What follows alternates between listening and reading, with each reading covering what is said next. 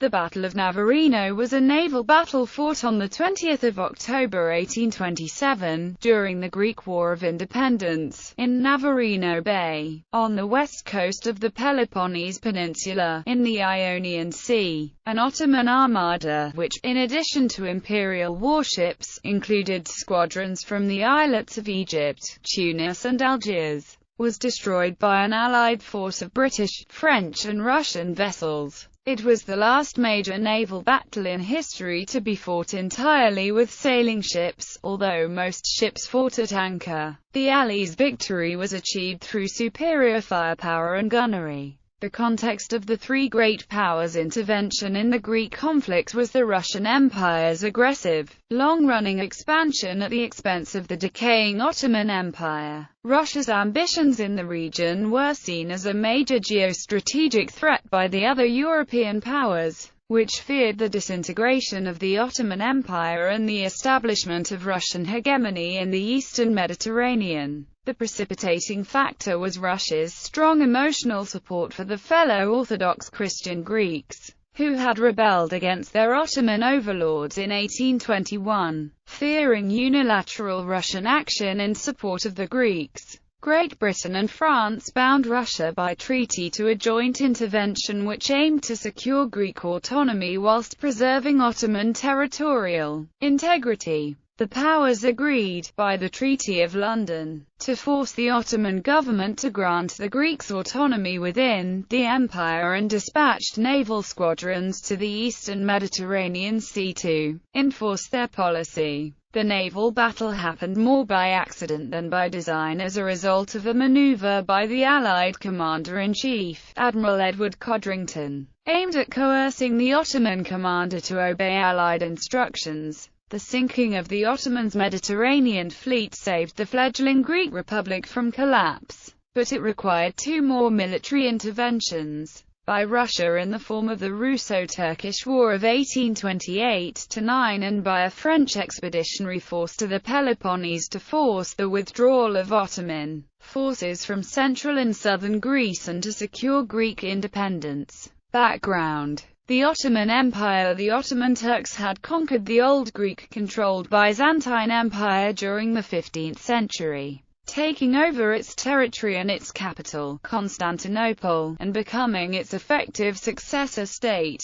Ethnic Turks were the master nation of the empire, holding political and military power, but were a minority of the empire's population, even of its Muslim population. Non-Muslims in the Ottoman Empire were subject to heavy discriminatory obligations. They were required, in accordance with Islamic law, to pay a special poll tax, the jizya, which in times of poor harvests could be a crippling burden on mainly subsistence-level peasants. Under the hated draughtsman, Christian communities were also forced to surrender 1 in 5 infant boys of each annual class to the Ottoman military. These would be permanently separated from their families, and moved to military orphanages, where they were raised as Muslims and trained as warriors. When they reached adulthood, they were recruited to the finest regiments of the Ottoman army, especially the elite Janissary Corps. The Ottoman Empire had once been the foremost military power in Europe, reaching its apogee in the 16th and 17th centuries,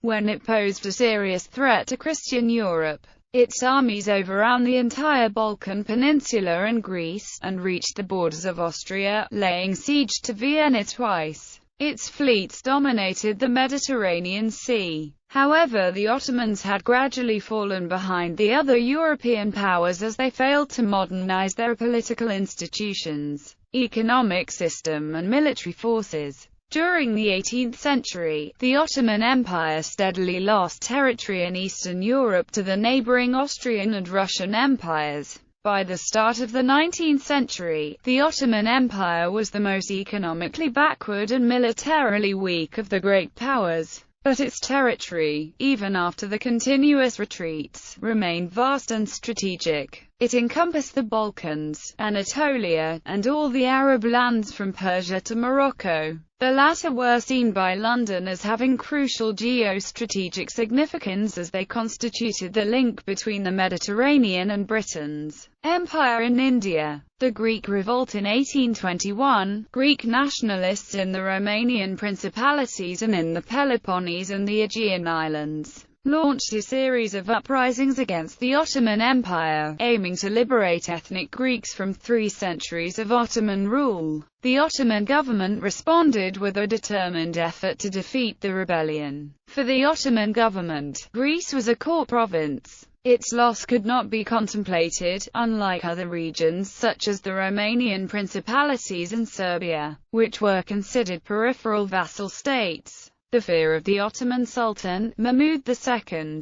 was that the secession of even a small part of Greece such as the Peloponnese would lead to demands by Greek nationalists for the liberation of all the other regions of the empire containing Greek majorities, including central Greece, Macedonia, Thrace, Constantinople itself, western Anatolia, the Aegean Islands and Crete and Cyprus, threatening the empire's very existence. In addition, the Greeks were economically critical, as they dominated the empire's trade through their ownership of much of its merchant shipping. On a personal level, Mahmud considered the Greek revolt a monstrous betrayal by a conquered nation that had always been treated generously by the Porte. The Sultan vented his fury on the ethnic and spiritual leader of the Greeks, the Orthodox Patriarch of Constantinople, Gregory V, whom he suspected of colluding with the rebels. As the Patriarch emerged from his cathedral, in full regalia, after celebrating Easter Mass in April 1821, he was seized by Janissaries and hanged on the spot, from the cathedral gates. After being left to dangle in public for 3 days, his corpse was dragged through the streets and flung into the Bosphorus. Fighting raged for several years, but by 1825, a stalemate had developed, with the Greeks unable to drive the Ottomans out of most of Greece, but the Ottomans unable to crush the revolt definitively. However, in 1825, the Sultan succeeded in breaking the stalemate. He persuaded his powerful wali of Egypt, Muhammad Ali Pasha, who was technically his vassal but in practice autonomous, to deploy his Western-trained and equipped army and navy against the Greeks. In return, the Sultan promised to grant the rebel heartland, the Peloponnese, as a hereditary fief to Ali's eldest son, Ibrahim. In February 1825, Ibrahim led an expeditionary force of 16,000 into the Peloponnese, and soon overran its western part. He failed, however, to take the eastern section, where the rebel government was based. Ibrahim's forces then moved on to the Greek mainland, capturing, despite her heroic Greek defense, the pivotal stronghold of Missolonghi in April 1826. In response to Greek guerrilla attacks on his forces in the Peloponnese, Ibrahim launched a scorched earth campaign which threatened the population with starvation and deported many civilians into slavery in Egypt. He also allegedly planned to bring in Arab settlers, in order to replace the Greek population. The Greek revolutionaries remained defiant, and at the Third National Assembly at Troezen appointed experienced full Hellenic British officers at the head of the army and fleet, March Sir Richard Church and Lord Cochrane. By this time, however, the Greek Provisional Government's land and sea forces were far inferior to those of the Ottomans and Egyptians. In 1827, Greek regular troops numbered less than 5,000, compared to 25,000 Ottomans in central Greece and 15,000 Egyptians in the Peloponnese. Also, the Greek government was virtually bankrupt. Many of the key fortresses on what little territory it controlled were in Ottoman hands. It seemed only a matter of time before the Greeks were forced to capitulate. In June 1827, the Acropolis of Athens, the last Greek fortress in central Greece, capitulated to Ottoman forces. At this critical juncture, the Greek cause was rescued by the decision of 3 great powers, Great Britain, France and Russia, to intervene jointly in the conflict. Motives of the great powers.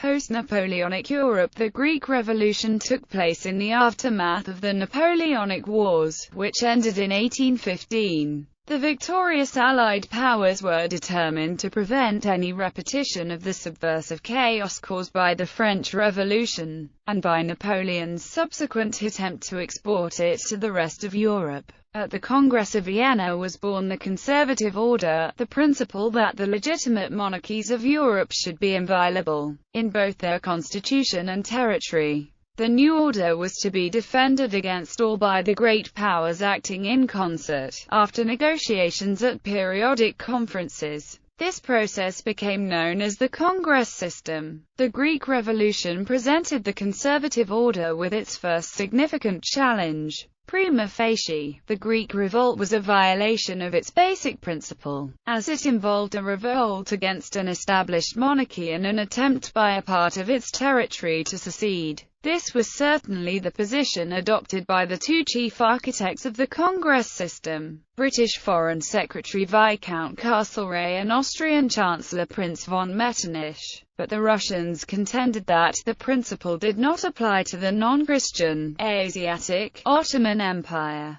The Greek issue thus became entangled in the Eastern question, the name given to the great power diplomacy surrounding the decline of the Ottoman Empire. Russia. The most pro-Greek power was Russia. As the sole Orthodox Christian great power, Russia had long seen itself as the protector of the Balkan and Greek subjects of the Ottoman Empire, who were predominantly of the Orthodox faith. The Serbs and Bulgarians were also fellow Slavic speakers. These cultural and emotional bonds dovetailed neatly with Russia's geostrategic interests. Supporting a breakaway Greek state, which would be a natural ally of Russia, was an obvious way to advance Russian influence in Southeast Europe. The main problem for supporters of Greece in Russia was that Greece was only one of several issues that were in contention between St. Petersburg and the Sublime Porte. Others included Russia's ambition to impose a protectorate over the Romanian principalities and Serbia, its demands for control of the principalities' Black Sea ports, the right of Russian warships to sail through the Bosphorus, and Russia's annexation of territories in the Caucasus. Austria and Great Britain. The decisive Russian triumph in the Russo-Turkish War of 1768–74, which brought enormous lands in the Black Sea region as far as the Caucasus under Russian control, resulted in a great fear of Russian expansion on the part of the other great powers, especially Austria and Great Britain. Austrian foreign policy underwent a complete volte-face. For centuries the Austrians were the Ottomans' arch-enemies, bloodily contesting literally every inch of Hungary and Transylvania. But from the late 18th century onwards, the Austrians, threatened with encirclement by Russian ambitions in the Balkans, became firm supporters of the Ottoman Empire's integrity. In this they were joined by Great Britain, whose leaders were fearful of Russian expansion into Central Asia as a threat to British India. The British government was concerned that a successful Greek secession could trigger a series of nationalist revolts that could lead to the disintegration of the Ottoman Empire, leaving an enormous power vacuum which the Russians were best placed to fill. When the Greek Revolution broke out in 1821, the British cabinet was dominated by the conservative faction of the ruling Tory party, including Castlereagh, Lord Liverpool and Duke of Wellington, the victor of the Battle of Waterloo and now Master General of Ordnance.